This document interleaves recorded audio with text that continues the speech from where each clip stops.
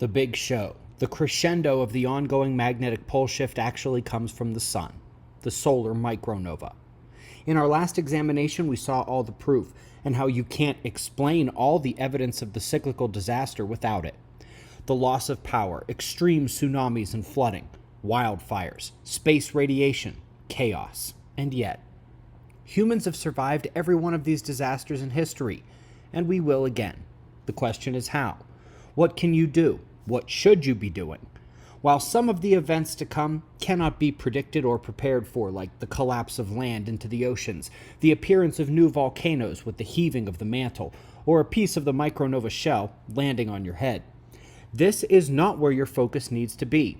What you need to think about is if you get lucky, if fate spares you in your location, will you be ready to survive, or will you waste that gift?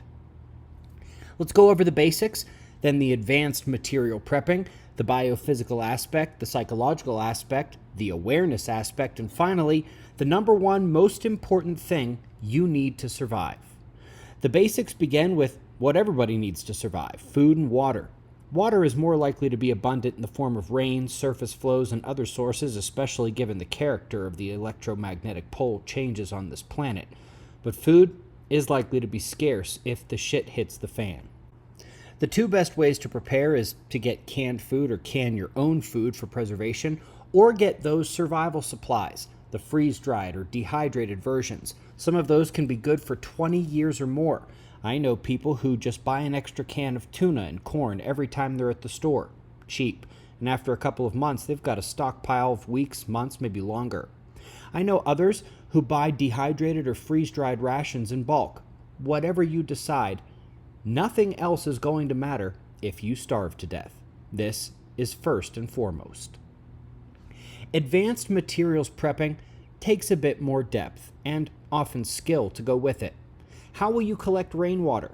Tarps? Barrels? Do you have a way to purify it? Do you have a way to make fire? Heat not only saves you in cold weather, but boiling can benefit drinking water as well. I recommend everyone get a Fresnel lens, my favorite fire-making survival item. Jot that one down. Farming or gathering or hunting is in this category as well. Seeds and pre-industrial farming tools, traps, hunting apparatus, and be thinking that pre-industrial era, with perhaps the exception of guns and ammo for hunting. Those could be more modern. If you can manage farming, gathering, and hunting, you have a good shot. But this takes both the materials and the skills. Accompanying these will probably be several books that teach you how to do what you don't germanely already know. There are literally a million other things you may want in your prepping stores, and we obviously can't list them all. But be sure not to neglect extra clothes and clothes for every kind of weather, especially the cold. Don't forget medicines, and I mean not only extra supplies if you happen to need anything specific, but homeopathic items, first aid kits, essential oils, even vitamins. Don't forget your pets here. I am largely preparing for pre-industrial society, but I could see plenty of reasons to have small devices, and you're going to need the batteries to operate them. And of course, you're going to need tools. Preferably tools that don't require plugging into a wall. This is where I'm sure the comment section is going to go nuts, listing hundreds of other items, and that's just fine.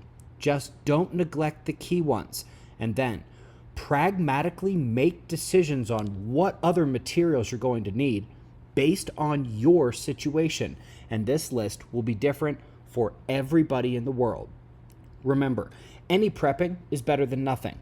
Also, if you wear glasses, get an extra pair. If you don't have a gun, I'm going to go ahead and say that's recommended. Just use your head. And yes, this one is very broad. Up next, biophysical prepping. Get healthy. Whatever you need to do, get healthy.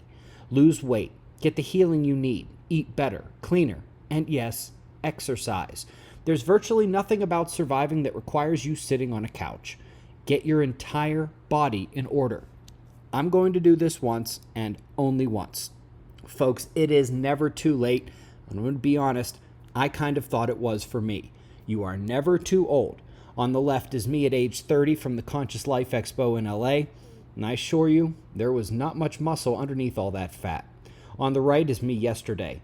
I'm only about 90% of the way to my goal, which includes more than physical fitness but fight training, experience taking a hit and giving one, that adrenaline-fueled warrior mode. You just never know what you're going to need. Folks, you really have no excuses. I am a science nerd, an astrophysicist and geophysicist, and with 3 kids and this operation here, plus building Observer Ranch, I still found time. When I wake up and don't feel like working out, you know what I do? I go work out. Find the discipline.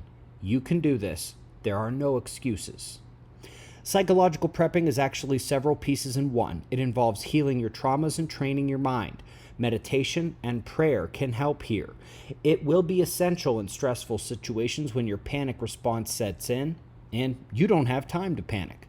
It strengthens your body energy field, which is your last wall of defense against induced electric currents of space weather, like the Great Solar Flash, and from cosmic radiation bombardment from the sky.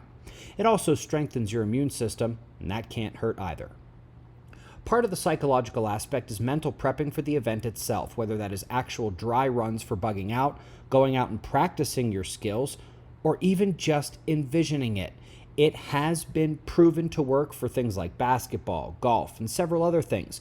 Just visualizing positive outcome practice actually improves real-life performance. The last part of psychological performance is being able to analyze your own situation. I have spent time suggesting what I think are the safest locations in the world, but no matter where you are, you can mitigate risks. If you're in a low elevation or anywhere near the coast, prepare a bug-out plan to higher ground or prepare something that floats. If you live near a lot of trees, be aware that forest fires are brutal during every single one of these disaster cycles, and the extreme winds could turn those trees into falling risks. Many, if not most cultures that survived the last one had a way to go underground. This is not a permanent living situation, but for extreme cosmic rays, that extreme wind, lightning, and extreme temperature changes, not to mention hailstorms, there's no better safeguard than having a place to go underground, whether that's a bunker, cave, or a mine. Whatever you can do.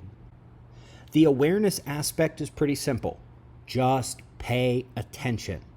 Keep up with the risks in our human world like war, economic collapse, and civil unrest.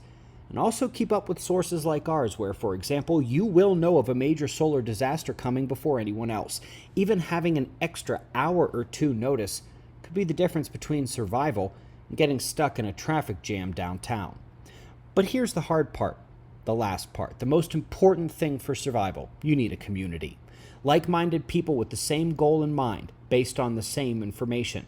It's hard to find a group that can agree to goals as it is, but add in that you are preparing for this, good luck.